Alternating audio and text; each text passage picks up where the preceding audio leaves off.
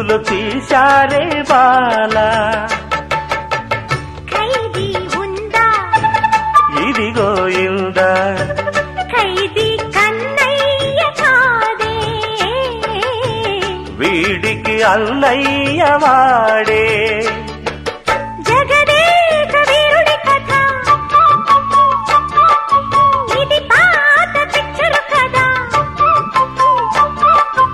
అతిలోక సుందరి తల అతికిల్చి ఇస్తా పద.